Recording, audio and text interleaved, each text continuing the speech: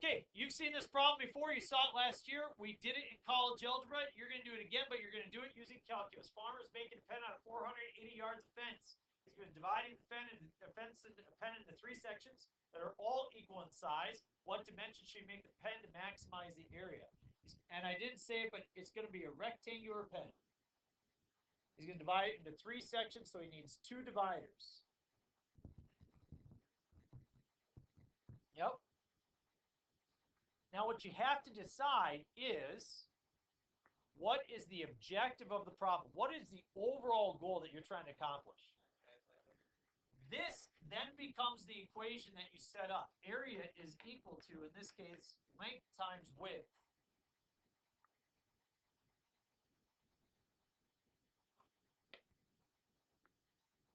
Well, I have an equation, but instead of two variables, I want just one. How could I use this 480 to come up with a secondary equation?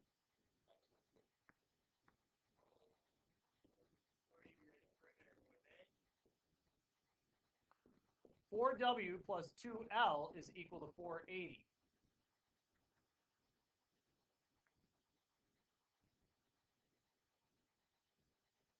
Solve for what? Yeah, solve for L. 2L is equal to 480 minus 4W. So L is 240 minus 2W. Go place that right there. So what variable was I able to get rid of? L. So I now have area in terms of W, and that's equal to 240 minus 2W times W, or 240 W minus 2W squared.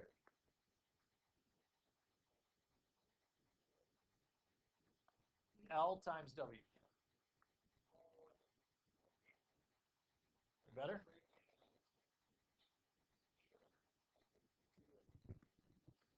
Okay, so this is where it takes a really cool turn for us, okay?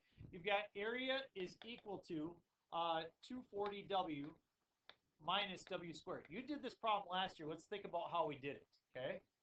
Was it 2W? Sorry. Okay, what shape does it make? Upside down parabola. Now, does that have a minimum or a maximum? It has a maximum. And where does the maximum occur? At the vertex. How do you find vertex?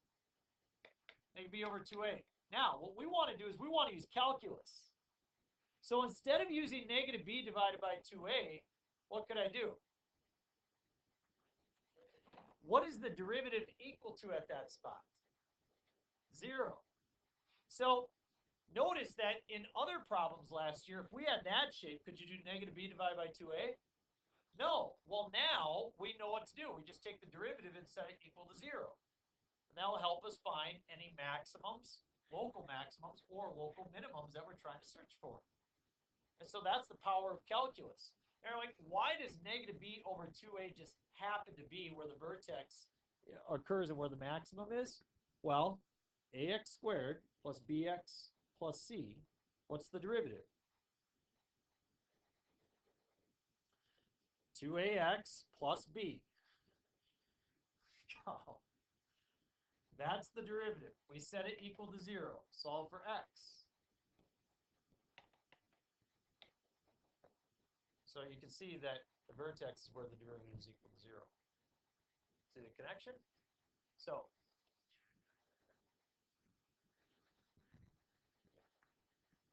take the derivative. What's the derivative?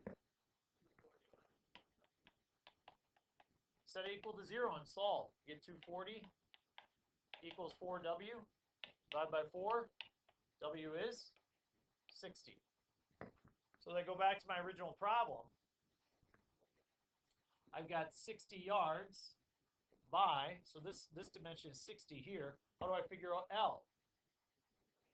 Yeah, right here.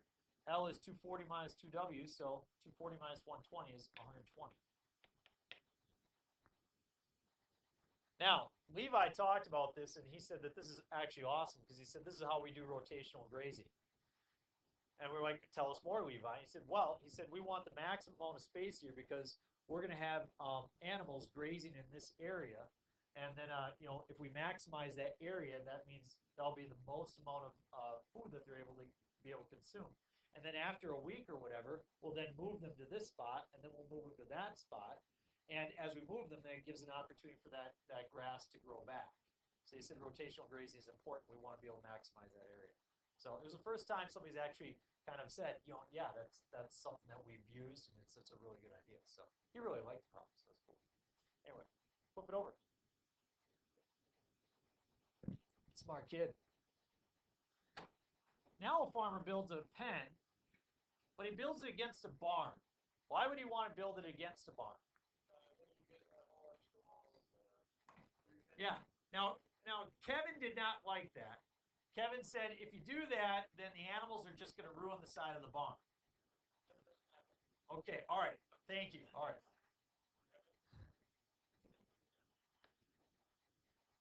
So, maximize the area. That is my objective. I write a formula for area. Area is length times width. Great. Help me out. We did these exact problems last year in pre-calculus. I said I'm going to prepare you. We're going to do it so you can be prepared for them when you see them in calculus. But now, instead of just doing negative b divided by 2a, we're doing other situations. Trust me, we're going to graduate to much more challenging problems. Okay. Oh, that was when we did related rates. We set up the 4 boxes. Okay. All right. No. Jeez. Come. Oh man. How do you guys pass your final exam? All right, L plus 2W is 320. You want to solve for L or solve for W? Let's solve for L. Gina sees that if I solve for L, it's super easy.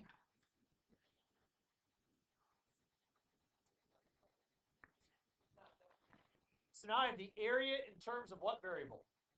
W is equal to 320W minus 2W squared.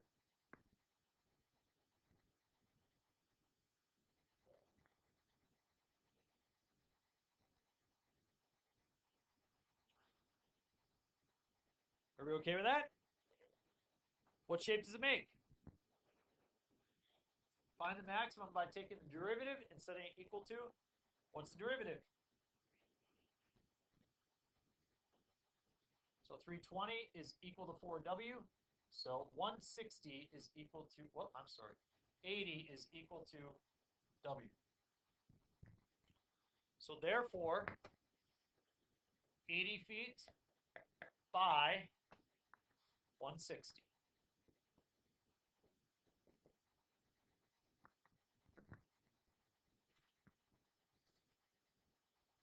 Y'all good? Okay, let's start to set up the next one, and we'll break for lunch, but you guys should be able to get a good run at this as well.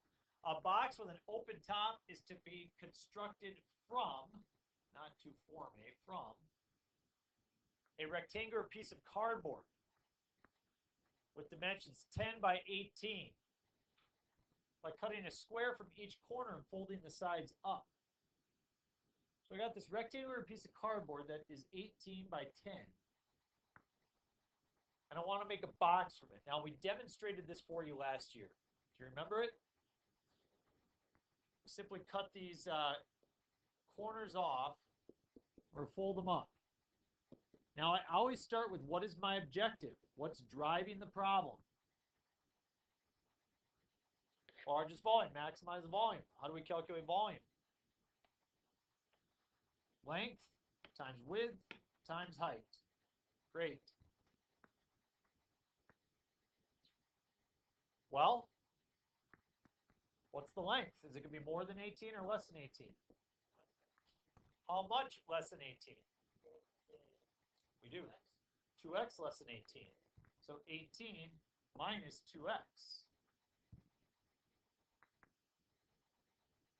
What's the width going to be? What's the height going to be? X, because you fold it up. Very good. So the volume is in terms of x. Now I'll multiply all those together. So negative 2x times negative 2x times x, 4x cubed. And I'm going to have a negative 2x times 10 and an 18 times negative 2x. Negative 56x squared, good. Then you got 18 times 10, so that's 180x, right? What shape does that make? Right side up or upside down? Yeah. So I have two spots where the derivative is going to be equal to 0, right? Do I want the first spot or the second spot? I want the first spot, not necessarily the larger one. Okay, this is going to come first. So let's say that this is a value of 3 and this is a value of 7. I want the 3 value, right? Because this is where there's a minimum. This is where there's a maximum. What if it was like that? Then you would want the second one.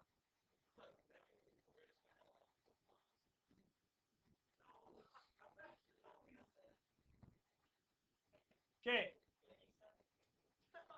Take the derivative. What's the derivative?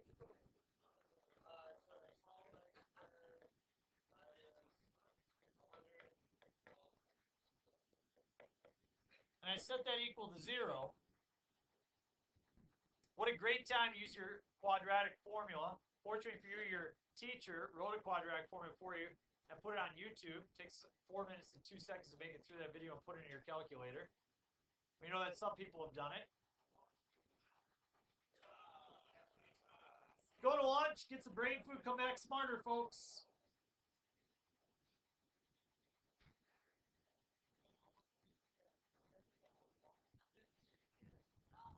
Here we go. We got to look at where the derivative is equal to 0. How do we solve that? We use the quadratic formula. And did you type it in your calculator? What do you got, Andrew? And? Okay, which one's correct? Y is 2.0 correct. Yeah, because you know the graph looks like that, and that's where the maximum happens. The 7.27 is going to be the minimum. Now, also think back in the context of the problem. Could you cut 7 off of each side? No. Think about it. If you cut 7 off of each side, that would give you a negative dimension, right? Well, you would have a positive dimension here, right? So you'd have a positive times a negative. That would give you a negative, right? So that's the minimal amount. You see, the mathematics doesn't understand that you can't have a negative dimension. But the 7.27 would give you a negative volume. And that will be the smallest. The 2.06 is going to be the largest. Now, look at the problem. It says, what is the largest volume? Well, if x equals 2.06, how do we find the volume? Plug it into what? The volume function, and you get like 162 or something like that. 168.13 centimeters cubed. Inches cubed. Everybody good? Yeah. Okay, we're going to try 2 more problems today. This is going to take us about 3 days to get through these type of problems. I'm going to give you a worksheet today. You will not have a book assignment the rest of the year. Again, you'll have worksheets the entire time. Yep. Find the dimensions that give the largest area for rectangle whose base is on the x-axis and whose corners are on the parabola y equals 12 minus 3x squared. So, well, the vertex is going to be easy to find because it's shifted up 12 units and it's upside down, correct? Everybody good with that? And I'm going to inscribe a rectangle on the inside of it.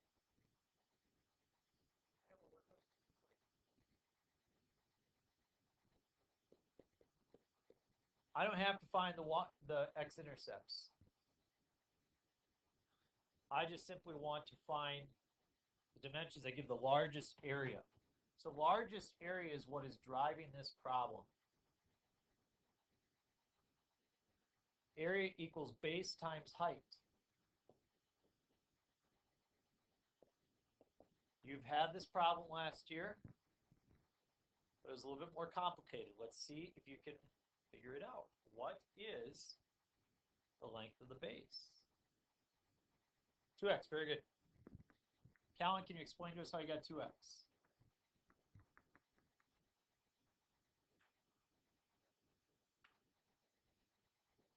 Yeah, you go x in each direction, which makes a total of 2x. So we're okay with that? So what's the height? So I've got areas equal to 2xy. Well, shoot, I still have two variables.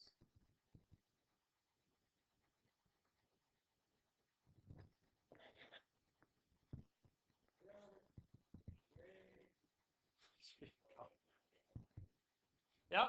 So that's what y is. That's what generates the height. So we say area is equal to 2x times 12 minus 3x squared. Or area in terms of x is 24x minus 6x cubed. Now, just to try to make a subtle point here, look at the next problem. It says a rectangle is inscribed in a semicircle, radius 16 inches. What should the dimensions be in order to maximize the area? Well, here it still is the same thing. Area is equal to 2xy, but you don't have a y equals for this one. So you would have to write an equation for a semicircle. So we're not going to do that problem, but we did that last year. Because of time, we're not going to get to it today. But anyway, let's look at this. Okay, area is 24x minus 6x cubed. What shape?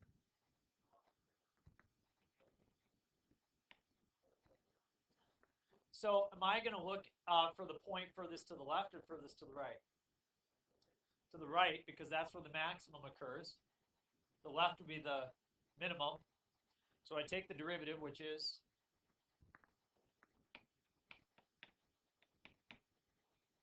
that equals 0. I solve. I get 24 is equal to 18x squared. Divide by 18, I get 4/3 is equal to x squared. Square root of 4/3 is 1.15.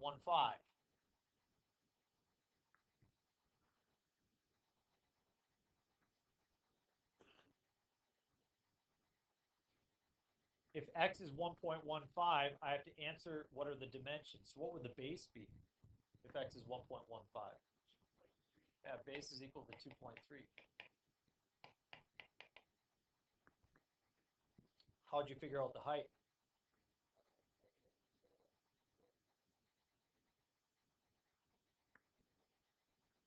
Do you plug in 2.03 or do you plug in 1.15?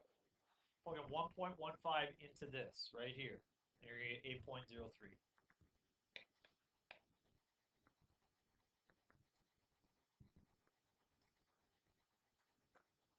How's that? Okay, every single one of these problems you saw last year, correct? Let's try one that you also saw last year, but you really don't remember very well at all. And it takes a little bit different spin. Because tomorrow I want to investigate problems that you're not as familiar with.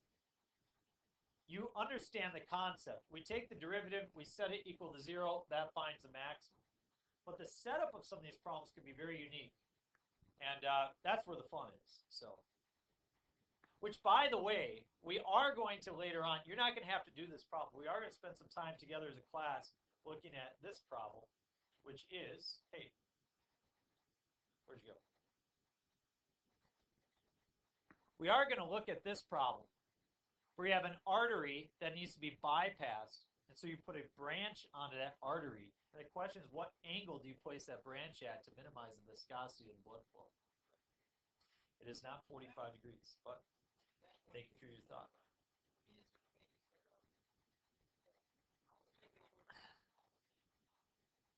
You would think so, but it doesn't work out that way. Okay. Yep. Exactly. So, okay. Exactly. Oh my gosh.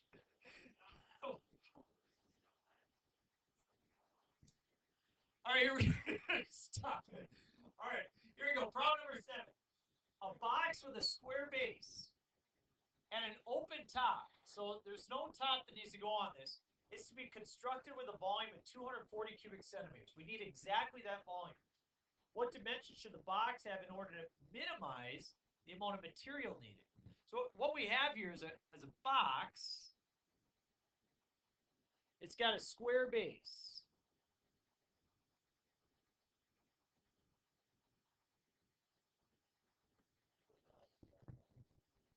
You actually take a class in college that teach you how to draw those type of figures. I'm kidding. I'm joking. Don't joke. So anyway. So here's.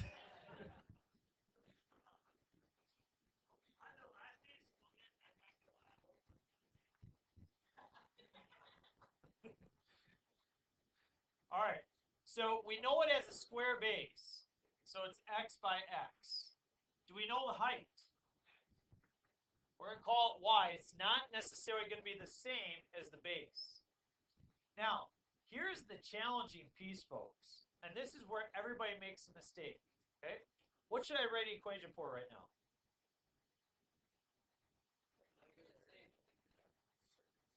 A lot of people want to write an equation for volume right now. That's what a lot of people want to do. But the object is to minimize the surface area. Minimize the amount of material. Why would we want to minimize the amount of material? Yeah, so you can picture somebody at Home Depot or wherever, like they're making containers for stuff. Well, let's make a container that's going to minimize the amount of actual material we need to cut costs down. I mean, that's important stuff. So we're going to minimize that amount of material, and we're still going to be able to satisfy it's going to be exactly 240 cubic centimeters. So I'm going to write an equation for material. Material is equal to, how much material will we need for the base? X squared.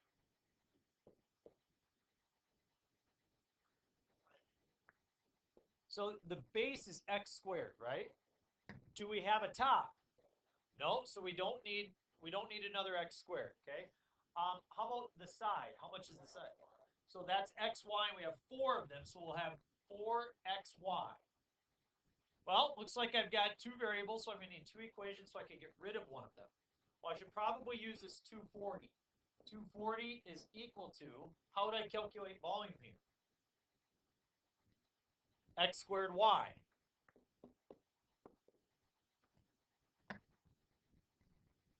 Solve for y. So 240 over x squared is equal to y.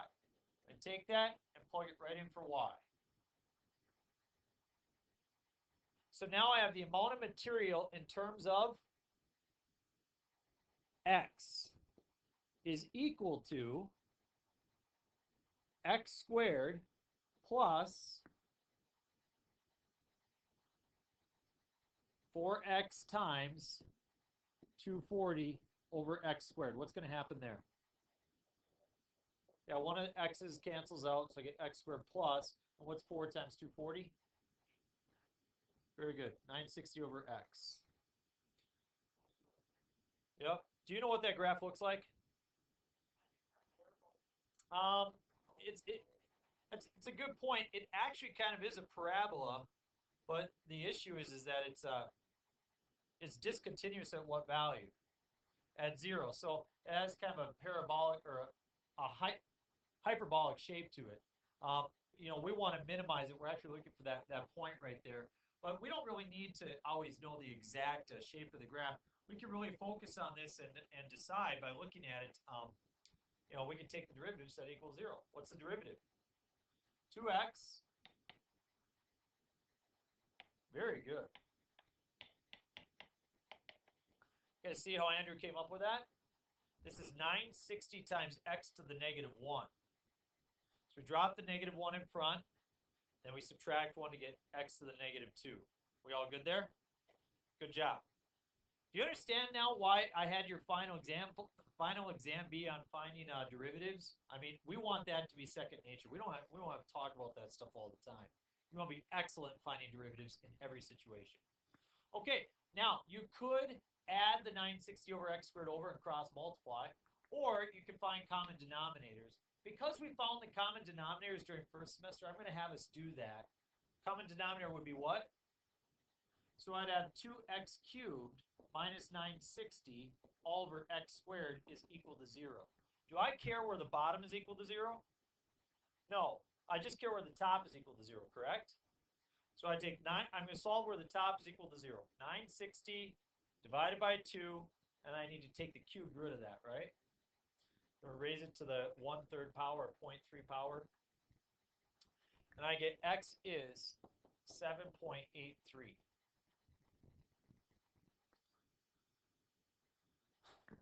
So, the question is, what are the dimensions of the box? 7.83 centimeters by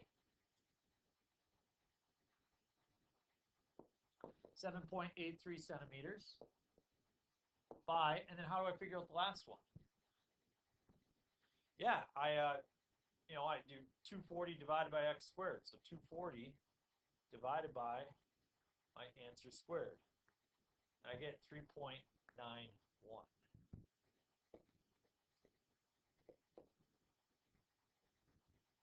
So kind of a neat kind of twist on a problem, huh? We're going to pick up with more problems tomorrow. I'm going to give to you guys worksheets.